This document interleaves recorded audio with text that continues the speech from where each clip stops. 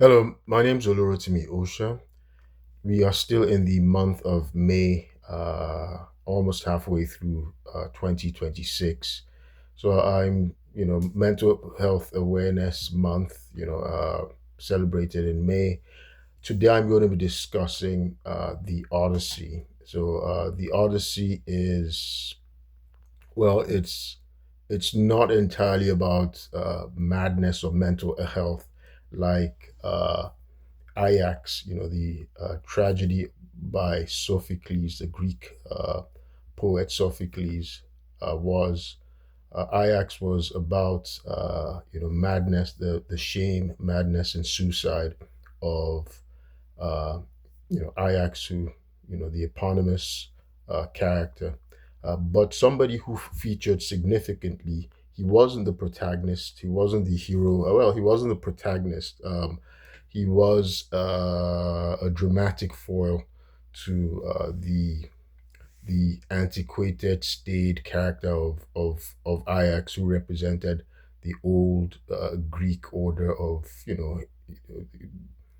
heroic virtue, rigidity, which was overthrown or replaced, bested by the the moral flexibility of Odysseus, right? So Odysseus was a dramatic foil in Ajax, and Odysseus, however, is the hero in the Odyssey, which I'll be discussing today.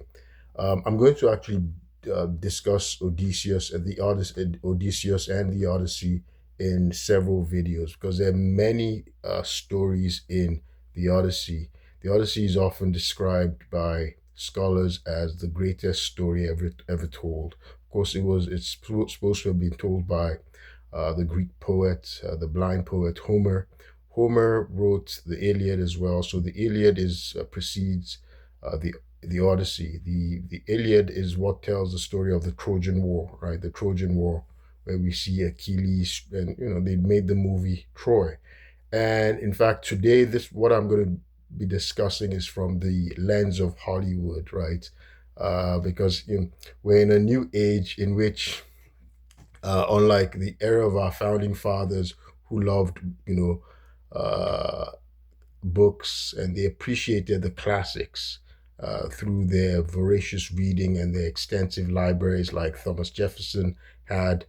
Uh, when I say the classics, by the way, it's classics that's made up of the Greek civilization, study of the Greek civilization, and the Roman civilization. The Roman civilization is also called the Latin civilization, right? The Latin culture, right?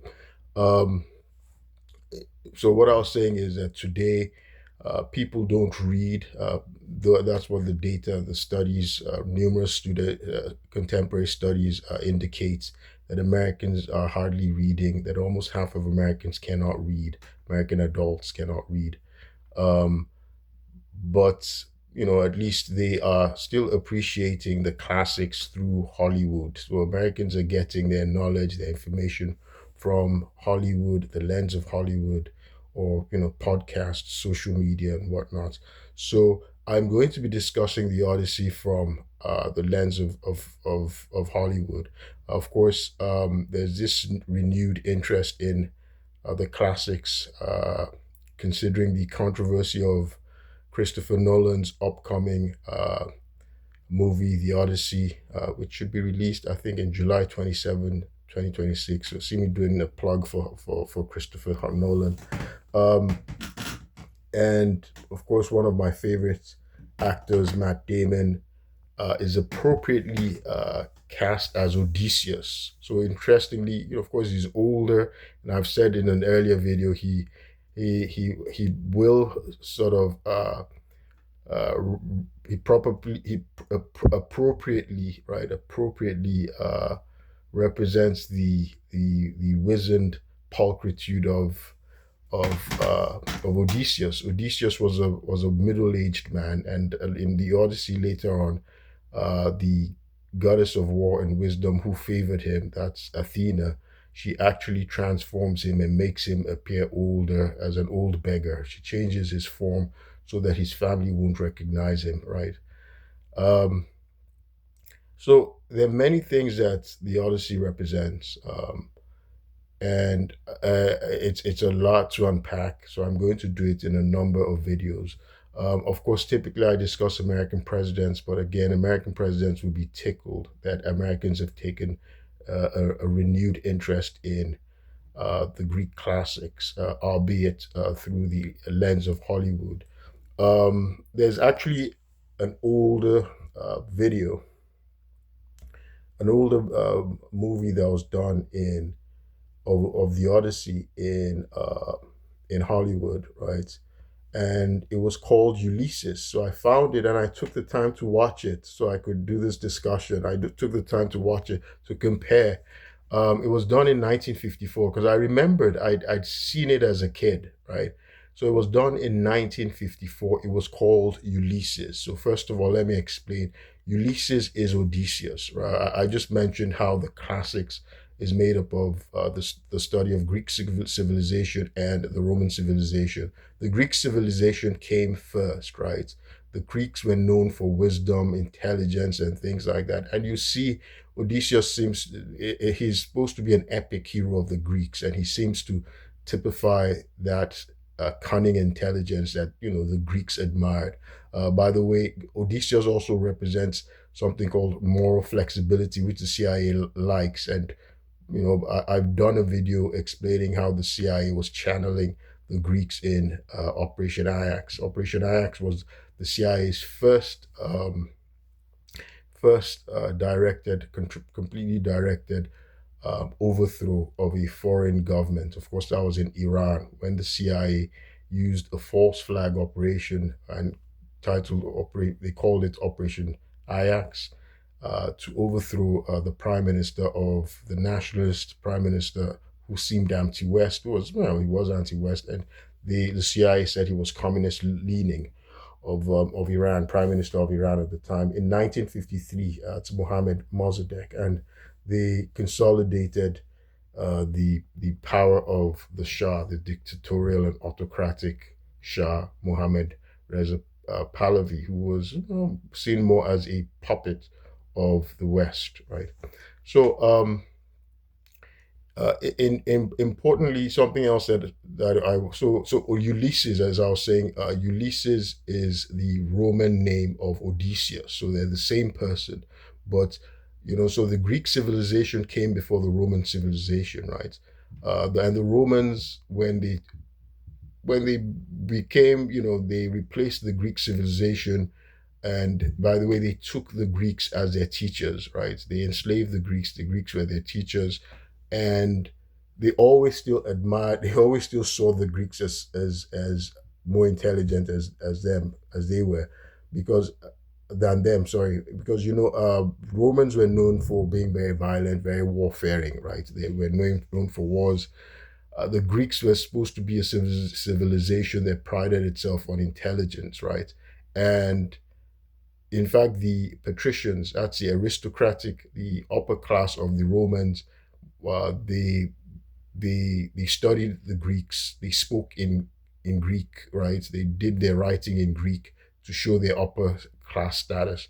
It was over time after Augustus would create the Roman Empire, he would start to advance the Latin civilization. Latin, again, that's the civilization of the Romans, right?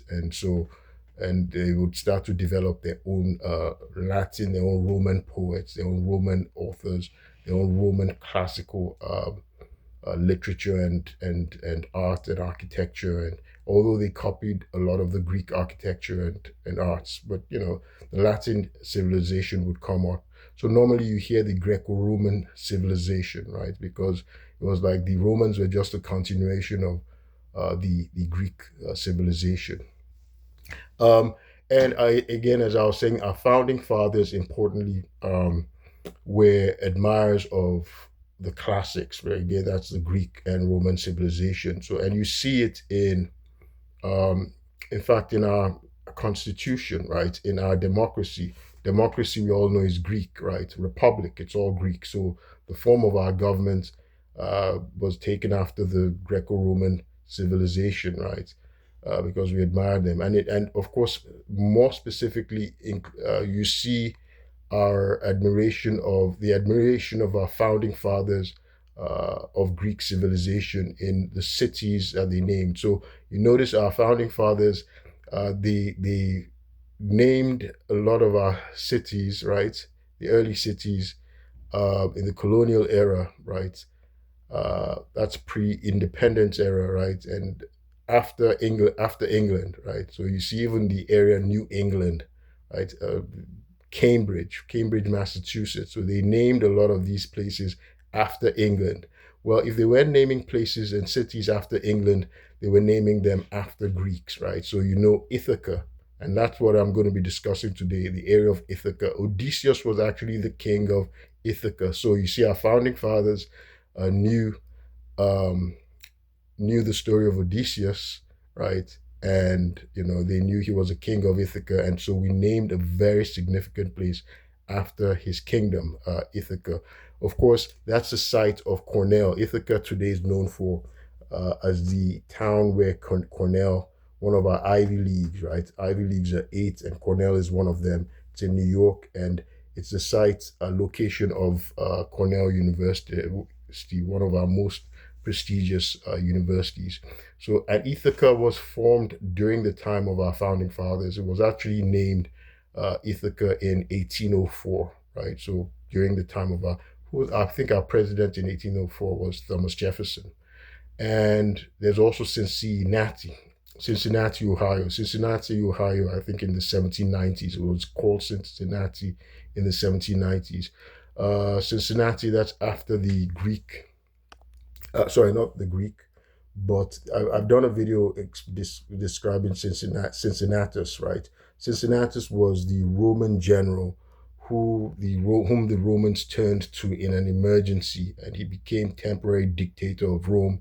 And after he defeated the Roman enemies, he gave up his dictatorship. And of course, George Washington admired Cincinnatus. So you see, our founding fathers loved the classics, the Greek civilization, the Roman civilization. So, and I'm going to take time to discuss the Odyssey. I'm going to do it in segments because there's a lot to unpack. A lot of who we are as Americans, our polity. You'd understand us from studying Greek and Roman civilizations because we emulate them a lot, right? We imitate them a lot. I talked about Operation Ajax, and I have a video, so I don't want to, keep repeating that. How Operation Ajax was actually, which was directed by the CIA, right? In 1953, it's channeling the Greek tragedy Ajax, right? I've done a video discussing that. So today and then the moral flexibility. Sometimes I listen to the podcast of ex-CIA officers, including Andrew Bustamante and John Kiriakou. John Kiriakou actually he graduated from my school, George Washington University, and so these normally describe the CIA as hiring people with moral flexibility. And we see that in Odysseus, whom I'm going to be discussing. Odysseus is the epitome of moral flexibility. To the Greeks in the classical era, he was considered an epic hero, a hero. But today, um, his character, he'd be characterized as being anti-hero because he doesn't have the typical heroic virtues of selflessness, right? Being lacking self-interest, moral virtue. He doesn't have any of these things, right? He's actually, and we'll see it in things he does, how he sacrifices his men. Typically, like in the U.S. Army, you normally see a good leader as being one who would sacrifice himself courageously so that his men would survive. That's what we typically consider as being heroic, just like the Christian virtue, right? Self-sacrifice, right? The sacrificial lamb, the servant leader. That a leader should serve his people, No, no, no, no. None of that is Odysseus, right? Odysseus, in fact, we'll see it in. I'll tell this the story, but let me just quickly talk about a time that he intentionally sacrificed his men, his soldiers, when they were traveling between between Scylla, right? The monster Scylla and Charybdis, right? Scylla and Charybdis. So Scylla was a whirlpool, right? Was a violent whirlpool in the sea, right? That just it swallowed and destroyed anything that came close to it. It was like this huge vortex, this huge um, great sinkhole, if you can think of it, but that's pulling everything in, and it will destroy ships. And that was no, that was Charybdis. That was Charybdis. Scylla, on the other hand, Scylla was a six-headed monster, right? And so all it could do was it was a giant monster, and they're opposite one another. So you're traveling in between them on the seas, and Odysseus made the decision that okay, it was better for him to move closer um, to to Scylla, which was just a six-headed monster. That all it could do was it could it would be able to, as it passed through, that it only had the capacity for limited damage, right?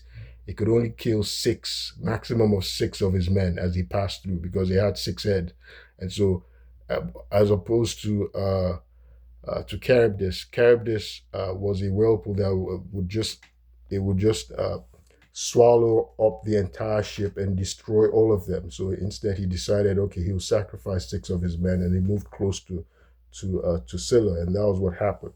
So he does this repeatedly, right? He shows a lot of cunning. Right? He's, self-preservation is very key to him, and the thing is, he's ruthless. I'm going to talk about the video. I'm sorry, I'm going to discuss the Odyssey, the story, in subsequent videos, like I said. But I just wanted to quickly point out some of the important features of the anti-hero uh, uh, Odysseus and how this features in U.S. sort of government, underlying government uh, policy, right? You hear Americans say it has no permanent friends, no permanent enemies, right? So that's typical. That's moral flexibility. So it will only do what suits it at the situation, right? Situation in time. It addresses things. It's not rigid in terms of its principles, even though it claims to be moral, and that's who Odysseus was. Odysseus saw himself as a moral person, even though he was a liar. He would lie. He was very arrogant.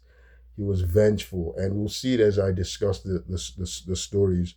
But he viewed himself as an honorable person. Again, he was king of Ithaca, and the story is very interesting, right? I read the story, the Odyssey, and it's interesting for me to even discuss the Odyssey because he became cursed. They went through it was almost a decade, the Trojan War, right? And by the way, it was Odysseus who conceived of the stratagem to create this giant wooden horse, right, and make it as a gift, present it as a gift to the Trojans as a way to be able to pass through the impregnable walls of the Trojans of Troy.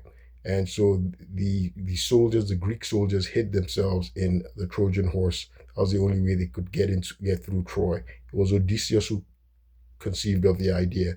So just to show the uh, the cunning intelligence of Odysseus, what he was remarkable for. Um, and for me, like I was saying, the his journey, his Odyssey, because he fought like almost a decade war in Troy, and then he got trapped. He was cursed by the Greek god, the sea of the god Poseidon. If you remember Clash of the Titans, Poseidon is the brother of Zeus. He's the ruler of the seas. He curses Odysseus, and Odysseus wanders. He's enslaved. He's a captive, not enslaved. He's a captive of a goddess for 10 years, and he just he's so for 20 years he's away from his family, right? and he's just, he's going through one peril after another. I've been doing these videos because on May 16, 2023, I was a victim of a false flag operation, um, instigated by uh, Jide Iwarire. He filed a false emergency petition against me, and he coordinated this with Montgomery County Police. Uh, and I was assaulted in my home, falsely imprisoned, and for 450 days, the state of Maryland locked me up. A corrupt judge, Judge James Bonifant, locked me up in their bid to coerce me, attempts to coerce me to accept a wrongful plea bargain. I was an innocent man in my home. I hadn't committed any crime. Law-abiding American record, American citizen with no criminal history, no criminal involvement. I'm not involved in crimes. As of that day, I was working in the Department of the Navy. I was holding a top secret clearance. And, I'm a lawyer. I have a law degree with, at least 4 university degrees. I'm a law-abiding person, right? But I was held for locked up by Judge James Bonifant by Montgomery County uh, in Maryland for 450 days on false charges. I haven't had a trial, right? We don't have bills of attainder in America. It's illegal. And a overly lengthy pretrial detention is actually illegal. It violates your constitutional rights, including cruel and unusual punishment, right? That's the Eighth Amendment. I was locked up 450 days, right? And then apart from being under house arrest, I was under house arrest with a GPS angled monitor for a year, right? For a year. And now I don't have a GPS. Now I'm not locked up. But I haven't had a trial. The judge has been postponing the trials, the case been postponing, and the objective is to sort of defame me, discredit me, because you can't get a job. That's a way to coerce someone to be able to do what the crooked, illegal, unconstitutional um, acts of the state, for me to comply to the illegal, unconstitutional violations of the state of Maryland, or whoever is behind, whatever organization or entity is behind what's really going on. But my family is shocked. My friends, everybody's observing, and so I have my own Odyssey. So this is sort of an Odyssey for me. It's been over 3 years now, and I haven't been able to travel home to my family in Nigeria. My mother hasn't been able to see me. So I think I appreciate the story of Odysseus in the Odyssey. It's very meaningful to me. At the same time, it's also meaningful to us as Americans. That's why Hollywood is doing another production. You know, basically over 80 years, 82 years after it made the first production. So I'm gonna stop this video, and I'm going to discuss the two.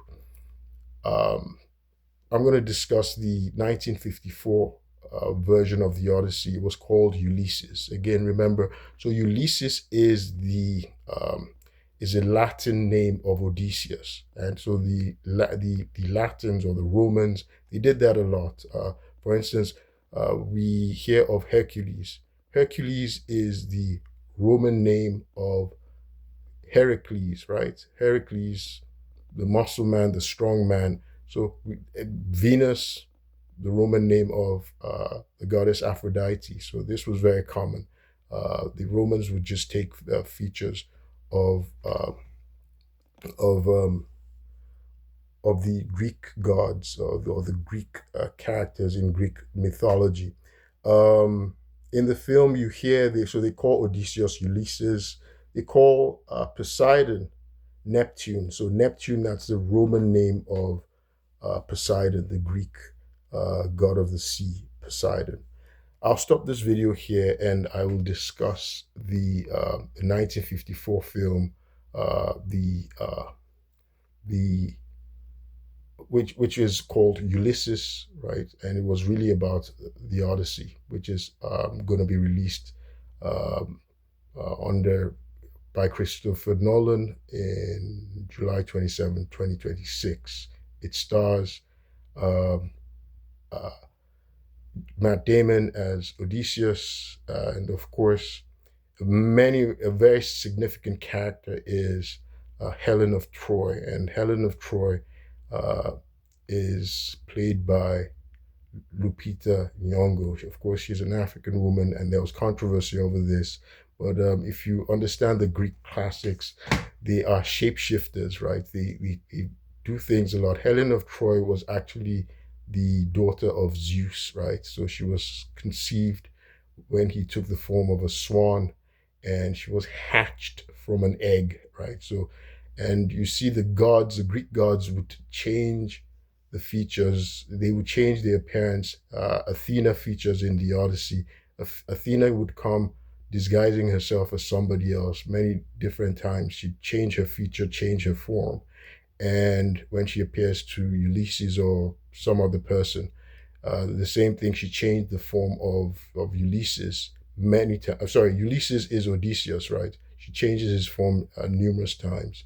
I'm going to stop this video here and I'll discuss the 1954, the Odyssey, 1954 film depicting the Odyssey was called Ulysses. By the way, um, it starred Kirk Douglas. Kirk Douglas is the father of Michael Douglas. We know Michael Douglas from The American President. I'll discuss all of this in the subsequent video.